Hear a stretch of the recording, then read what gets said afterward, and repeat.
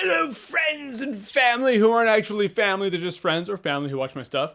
Thank you for watching. And before we get started, I want to tell you this video is brought to you by Loot Crate. Loot Crate, you know what Loot Crate is, the monthly subscription where you subscribe and then every month they send you a box that's full of something as a theme of some sort. Full of stuff we don't need, but we love to have. I wanted to get this video to you all before I started reviewing movies in 2016. This is surprisingly a lot of people requested me to do this video, and these are the movies that I'm looking forward to in 2016. And keep in mind, these are in no particular order. It's like the number 10 on the list isn't the one I'm looking forward to least. It's just I'm kind of going through the order of release throughout the year of 2016. And keep in mind, this is just 10 of them. There are a lot of movies I'm looking forward to in 2016. I mean, I could have made the top 25, 30, maybe 40 movies that I'm looking forward to in 2016. This is just 10. So even if it's not on this list, it doesn't mean I'm not looking forward to it. This is just the 10 that at least have my interest. You know, I don't know that they're going to be the best. And yes, these are all like really big budget movies that are high profile and they're on my radar because of that. So people who are like, Jerry just likes the big blockbuster movies, you're going to have fun with this video. What can I say? It's easy to look forward to those movies. I have fun with those movies. I know for a fact there are going to be movies that are going to be on my top 10 list of 2016 that aren't even on my radar, but that's why they're gems. It's the beauty of that stuff. It's the beauty of the little movie that comes out of nowhere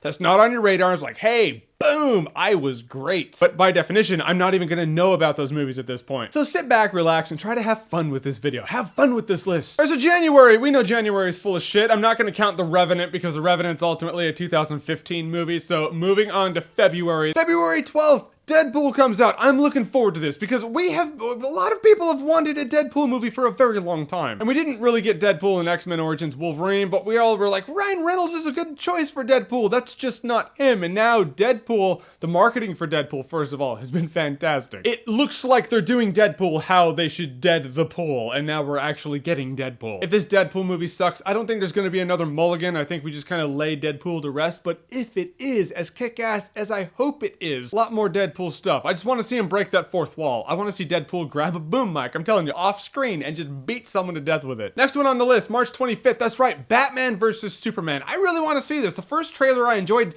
The newest trailer that we got, I wasn't really a fan of the trailer. People seem to take that as, I think the movie's gonna suck ass. I don't. It's Batman and Superman. I wanted to see that for a long time. And now we're finally getting that. I'm just hoping it's Batman vs. Superman, not so much Dawn of Justice. Because if we have, hey, what do you want to see? Batman versus Superman? Or you want to see the Justice League get together? I want to see Batman fight Superman. I just do. The third and definitely not last comic book movie on my list is May 6th, we have Captain America Civil War. I read the Civil War comic book, I loved it. This looks like a smaller scale version of that event with different logistics attached to it, but I was such a huge fan of Captain America Winter Soldier. It looks like a proper sequel to that story arc, and then you have Iron Man versus Captain America. They've been setting this up for a while. You know these two have clashed when they've gotten on screen together. It's a perfect conflict that's been building throughout a few years of this Marvel Cinematic Universe.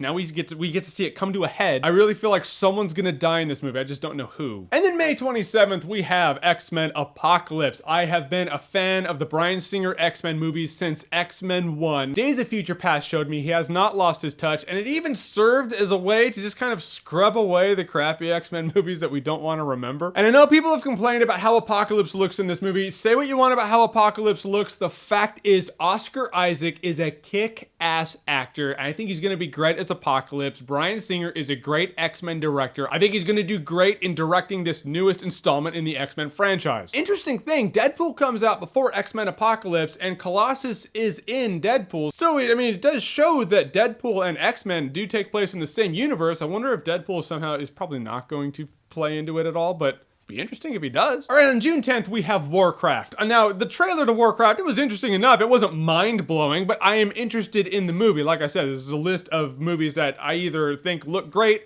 or I'm at least interested for one reason or another. This movie looks interesting because so far, video game movies have not had a great track record, and I feel like if Warcraft sucks, then they should just stop trying. Assassin's Creed also comes out this year. I didn't put it on the list, but it ultimately serves the same thing. It's like, if Warcraft sucks, we do have Assassin's Creed that might still hold on, but I'm telling you, if these two don't work, let's just stop trying altogether. But the director of Moon and Source Code is taking on the source material of Warcraft. I feel like that one could be a great one.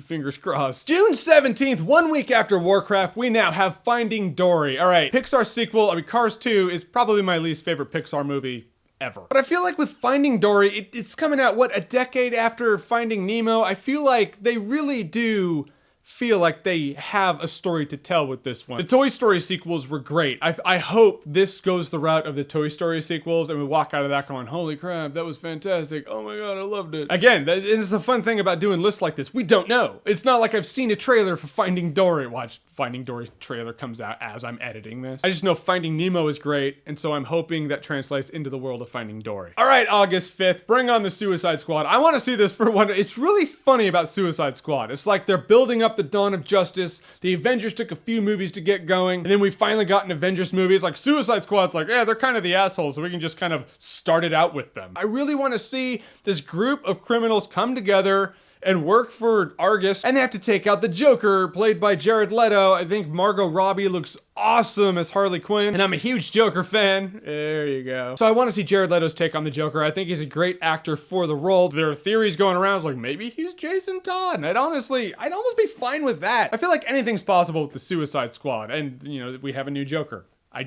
Interested. All right, July 1st. This one might surprise you all. The BFG. The BFG is one of those books that my first grade teacher read to the class when I was a kid. I just remembered it for the rest of my life. And Steven Spielberg's directing it. Ultimately, it takes place in a world where there are a bunch of giants in their own land, and they come to our land to eat people. But there's this one friendly one, and he gives people dreams, and this girl named Sophie sees him, and so he's like, oh, you can't see me, and he grabs her, and so he takes her on an adventure to Giant Land. It's one of those childhood stories I just want to see brought to the big screen. The guy they have playing the BFG is perfect. He's a little spy dude from Bridge of Spies.